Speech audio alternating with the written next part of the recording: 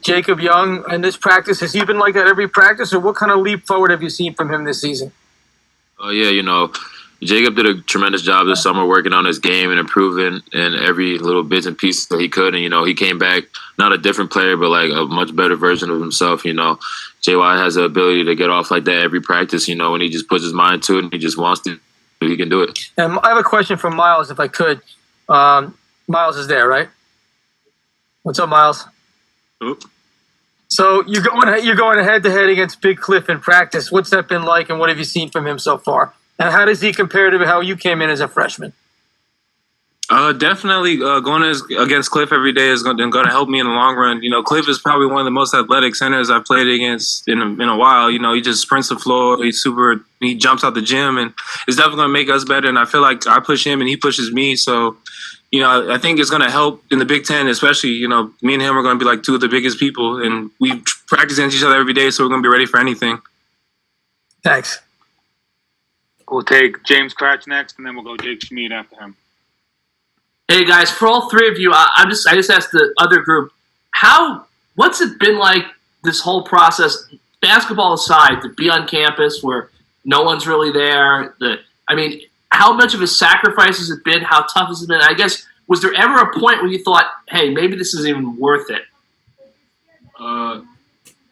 Not really, being on campus, we were just grateful to have the opportunity to come back to school, come compete with each other. So we take it as a blessing. We got to sacrifice every day, every weekend. We got to be safe and navigate COVID. We got to get through this the safest way possible. But at no point I've never thought, is this really worth it? Because, at the end of the day, these my brothers. I go to war for these guys. I just can't wait to compete again and take back what was taken from us last March.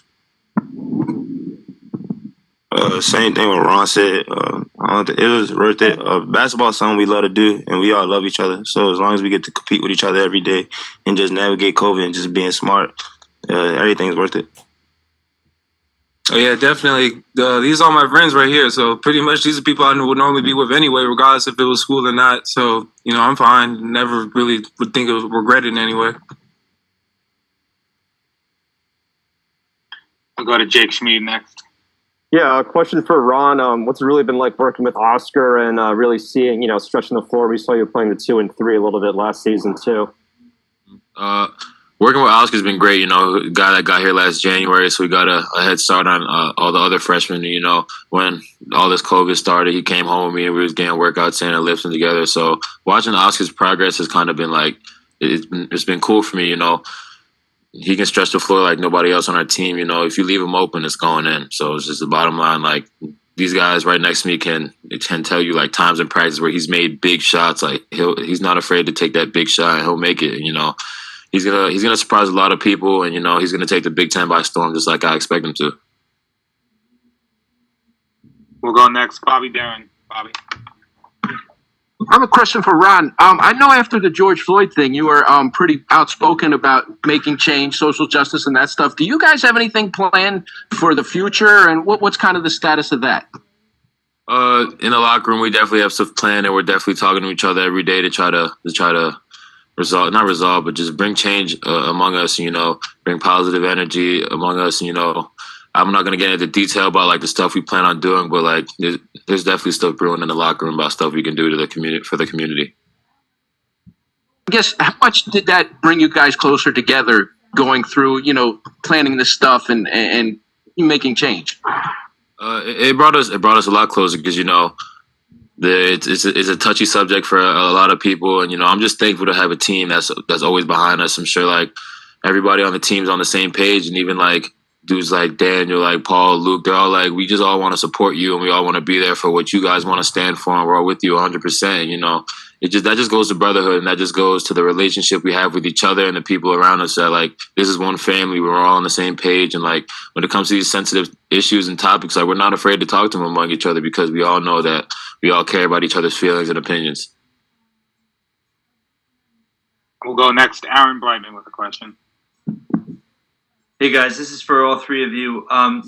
This time last season, you all firmly believed that you would make the NCAA tournament. Obviously, with everything that happened at the end of last year, how has that affected the team's mindset this year? And how much has it added to kind of that chip on your shoulder of wanting to continue to prove the doubters wrong?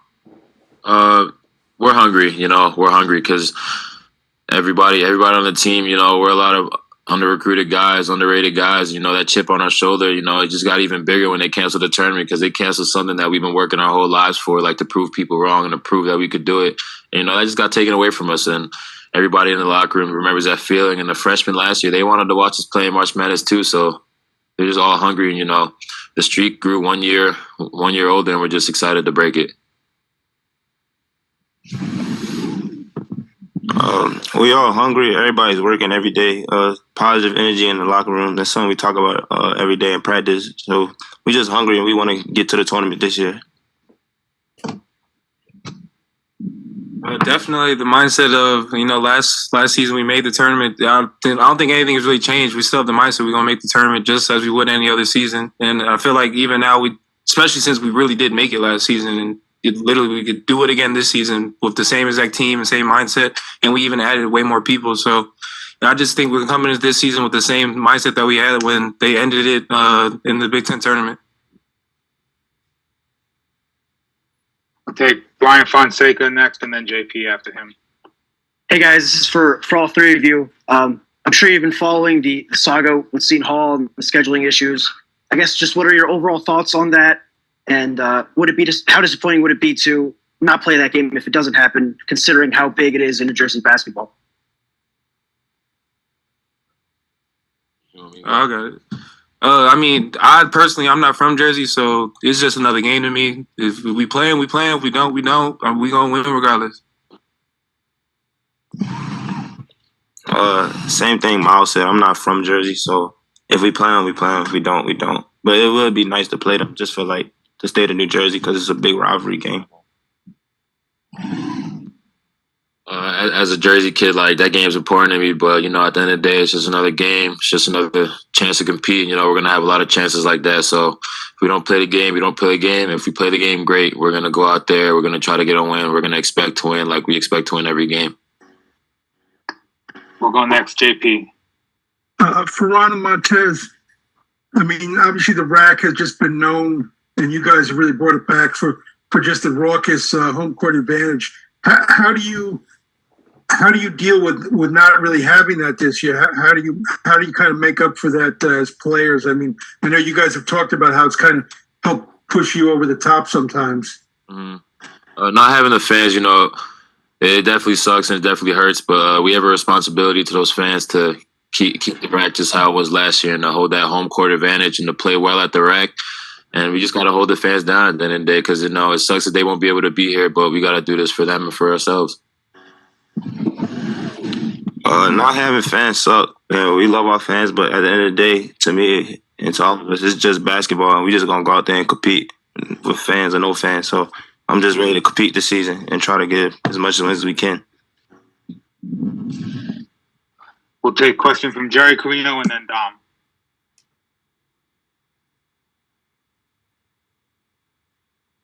He's on mute.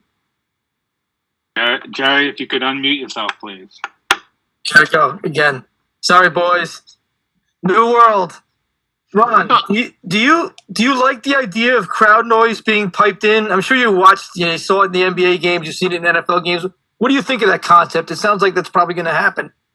It's definitely a cool concept, especially with the fans not being there. The cardboard cutout stuff that you see at arenas or in football stadiums across the nation, crowd noise being implemented, it would be cool, but all that crowd noise, you're still going to look around, it's going to be a majority empty gym. So, just like Ted said, at the end of the day, it's basketball. We're going to go out there and compete, but it's definitely going to be in a different environment than ever before. We'll take one from Dom. Hey, Ron, this one's for you. Coach said earlier he thinks you guys can score a little bit better this year. If the offense improves this year, who do you think it'll come from, or what do you think that'll come from? I don't think it'll come specifically from one person. If the offense improves, you can just tell in practice is different. I don't think we've ever made this many open shots. I don't think we've made plays like this for our teammates ever. I think as a collective group, we all got in the gym and we all improved on our jump shot, our passing, and our offensive skill set. We're just excited to bring that all together as the collective group against the team and, see what we can do on the offensive end.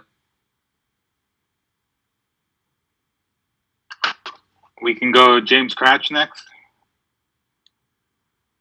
Ron, you've talked about how something got taken away from you in March. I'm just curious, is there a certain little part of you that's just never going to get over the fact that happened to you guys? The rug got pulled out for you that way? At the beginning, I thought like it's something I never get over, but it just like eats me alive to do it again. So I'd like to say like I'm over it and I'm on to the next page and I'm on to the next chapter. You know, I'm just excited for this season. I just want to do it all over again. I want to do it better this time.